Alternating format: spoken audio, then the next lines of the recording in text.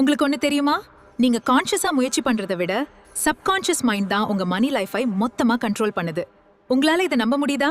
நீங்க ரிச் ஆகணும்னு நினைக்கிறீங்க, ஆனா உங்க சப்கான்ஷியஸ் என்ன நம்புது? நான் ஆவரேஜ் தான், பணம் சம்பாதிப்பது ரொம்ப கஷ்டம், அதனாலதான் ரிசல்ட் நீங்க எதிர்பார்க்குற அளவுக்கு சேஞ்ச் ஆகல. உங்க சப்கான்ஷியஸ் மைண்ட் எதை திரும்ப திரும்ப ரிப்பீட்டா நினைக்குதோ அதை அக்செப்ட் பண்ணி உங்க லைஃப் அதுக்கு தகுந்த மாதிரி மாற ஆரம்பிக்கும். எண்ணம் போல் வாழ்க்கை என்றது பொய் அல்ல. இப்போ ஒரு பவர்ஃபுல் ருட்டீன் சீக்ரெட் சொல்றேன், கவனமா கேளுங்க. இதை எந்த தயக்கமும் இல்லாம முழு மனசோட 21 டேஸ் ஃபாலோ பண்ணுங்க, உங்களுக்கு கண்டிப்பா டிஃபரன்ஸ் தெரியும். ஸ்டெப் 1, தூங்குறதுக்கு முன்னாடி 2 நிமிஷம் கண் மூடி இந்த மாதிரி இமேஜின் பண்ணுங்க.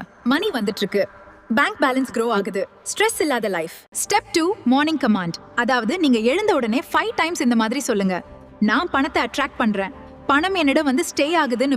உங்க வாய்ஸ்ல இந்த அஃபர்மேஷனை ரொம்ப ஸ்ட்ராங் அண்ட் டீப் வாய்ஸ்ல ரெக்கார்ட் பண்ணி அதை டெய்லி 10 நிமிஷம் கேளுங்க. ரிப்பீட் லிசனிங் உங்க பிரெயின் ரீப்ரோகிராம் பண்ண ஹெல்ப் பண்ணும். உங்க சப்கான்ஷியஸை ரீப்ரோகிராம் பண்ணிட்டீங்கன்னா கவலையை விடுங்க, உங்க லைஃப் ஆட்டோ பைலட்ல சேஞ்ச் ஆகும். இதை உங்களால கண் கூட பார்க்க முடியும். எபிசோட் 6ல மார்னிங் அஃபர்மேஷன்ஸ் எப்படி மணி மேக்னெட் ஆக்கும்னு சொல்றேன். மிஸ் பண்ணாதீங்க, மறக்காம உங்க ஃப்ரெண்ட்ஸ்க்கு ஷேர் பண்ணிடுங்க. நன்றி, வணக்கம்.